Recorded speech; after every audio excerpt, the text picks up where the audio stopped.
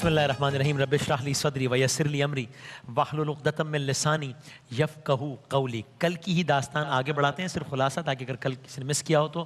मुशरिकीन मक्का सरकार दो आलम सल्लल्लाहु अलैहि वसल्लम हक़ का पैगाम दे रहे हैं। मुशरिकीन मक्का बेजार हैं, नाउम्मीद हैं अपने तौर पे कि क्या करें। मदीना जाते हैं, यहूदियों के साथ बैठते हैं, एक मीटिंग होती है। यहूदी उनको 3 सवालात देते हैं, जाओ मोहम्मद सल्लल्लाहु अलैहि वसल्लम से वो 3 सवालात करना। इन 3 सवालात के जवाब अगर वो नबी होंगे तो ही दे सकेंगे, वरना नहीं दे सकेंगे। मुशरिकीन को बहुत यकीन था अपने तौर पे कि अब वो लाजवाब कर देंगे। वो बड़े पुरुम्मीद होकर मक्का वापस आए। 3 सवालात क्या थे? पहला सवाल जो मुशरिकीन मक्का ने यहूदियों से पूछ कर किया वो ये था कि अस्हाबे कहफ कौन है।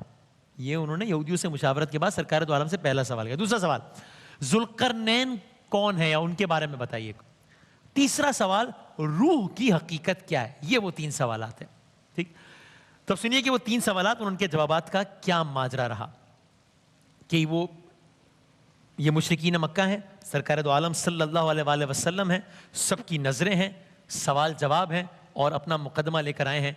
3 सवालात उन्होंने पूछे हैं। ये तीनों जो जवाबात हैं ये कुरान मजीद की सूरह कहफ में तफसील से मौजूद हैं। यानी ये जवाबात, बल्कि इसी सूरह में हजरत मूसा अलैहिस्सलाम और हजरत खिज़र का वाक़या भी बयान किया अल्लाह ताला ने। यानी गोया अल्लाह ताला ने यहूदियों को पैगाम दिया कि तुम 3 सवालात पूछते हो, हम तुम्हें तुम्हारे नबी मूसा अलैहिस्सलाम का वो किस्सा बताते हैं जो शायद तुम्हें भी सही तरह से ना मालूम हो। ये पैगाम दिया।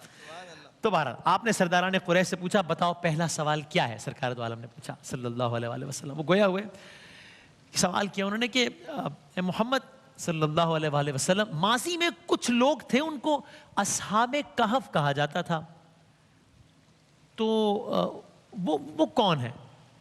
इन्होंने ये सवाल मुकम्मल किया। माजी में कुछ लोग थे जिनको अस्हाबे कहफ के नाम से पुकारा गया, उनका किस्सा क्या था। सवाल खत्म हुआ और जवाब में मेरे आका सल्लल्लाहु अलैहि वसल्लम ने शुरू किया बिस्मिल्लाहिर्रहमानिर्रहीम। सूरह कहफ की आयत नंबर 9 से लेकर 36 तक उनके सामने तिलावत फरमा दी, सारा वाकया सब बयान फरमा दिया। सरदारान कुरैश और पूरा मजमा मबहूत होके सरकार दो आलम सल्लल्लाहु अलैहि वसल्लम के मुंह से अल्लाह का कलाम सुनता रहा। आप वो मंजर तो सोचिए, रसूल अल्लाह अल्लाह का कलाम सुना रहे हैं बलीग अंदाज से, और पूरा किस्सा उनके सामने तिलावत फरमाया। तो अस्हाबे कहफ जिस वाक़े के बारे में सुना, इसका ये बैकग्राउंड कि ये वाक़या दरअसल सरकार दो आलम बता रहे हैं उन मुशरिकीन को। अब ये वाक़या आपकी खिदमत में अर्ज करते हैं। कहफ अरबी में गार को कहते हैं, अस्हाबे कहफ गार वाले। तो ये गार वालों का क्या किस्सा है जो मेरे आका ने भी उनको सुनाया, वो सुनिए। सल्लल्लाहु अलैहि वसल्लम, एक बादशाह था। ये बादशाह काफिर था, मुशरिक था, जालिम भी था। यानी ये अपनी मुमलिकत में किसी भी दूसरे मजहब वालों को बर्दाश्त नहीं करता था। खास तौर पे वो लोग जो एक खुदा की इबादत करने वाले हों, वो उनको बिल्कुल बर्दाश्त नहीं करता था।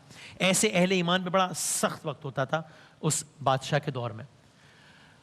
उनको बाकायदा मजबूर किया जाता था कि वो बुतों की पूजा शुरू कर दें, बल्कि वो खुद अपनी परस्तिश करवाया करता था लोगों से, ये बादशाह।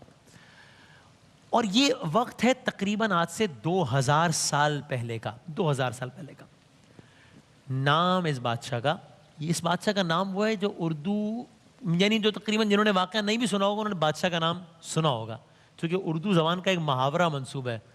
तो हम कहते हैं यार क्या दकियानूसी किस्म की बातें कर रहे हो। इस बादशाह का नाम था दकियानूस। तो दकियानूस इस बादशाह का नाम था। तो आज भी जब हम ये हवाला दे रहे होते हैं कि यार, यानी वो कह रहे हैं यार क्या पुराने ज़माने, क्या पुरानी बातें कर रहे हो, दकियानूसी बात है। तो दकियानूस इस बादशाह का नाम था, चूँकि बहुत पुराना वाक़या है, 2000 साल पुराना वाक़या है, तो उससे तशबीह दी जाती है। तो बादशाह का नाम है दकियानूस। तो लेकिन उसकी सल्तनत दकियानूस की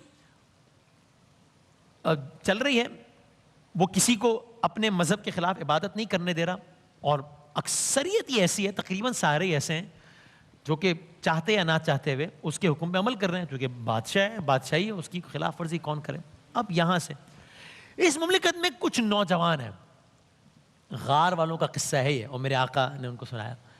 कुछ नौजवान हैं, یہ نوجوان ایک دوسرے کو نہیں جانتے ہیں. اور جو میں نے علماء کرام سنا ان نوجوانوں کا یعنی کہ جو بیک گراؤنڈ ہے یہ ایلیٹ بیک گراؤنڈ ہے, یعنی financially they are well off, اچھے خاندانوں سے تعلق رکھنے والے یہ کچھ نوجوان ہیں اور یہ ایک دوسرے کو نہیں جانتے.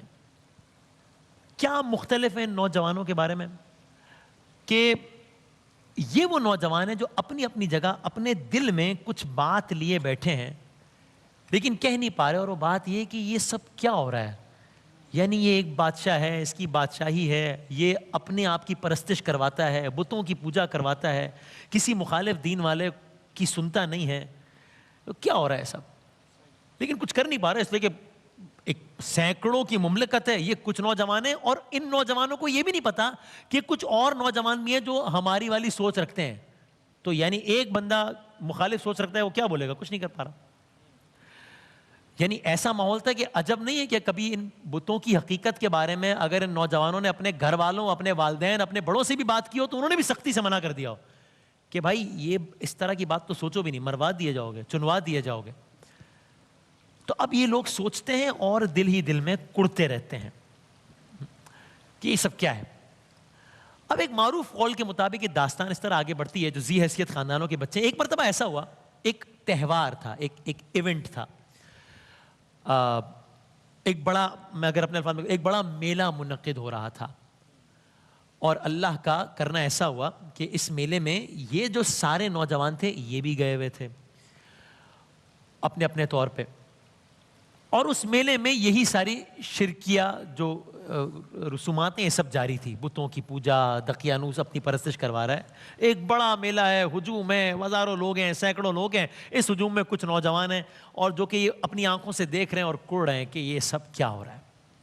یہاں تک کہ ابھی بڑا دلچسپ ہے یہاں سے اور یہ واقعہ آپ سب جانتے ہیں قرآن مجید میں پورا, یعنی سوچے اتنا اہمیت کہ ایک قرآن میں اس کا تذکرہ آیا, پورا سورہ منسوب ہو گیا اسے, سورہ کہف.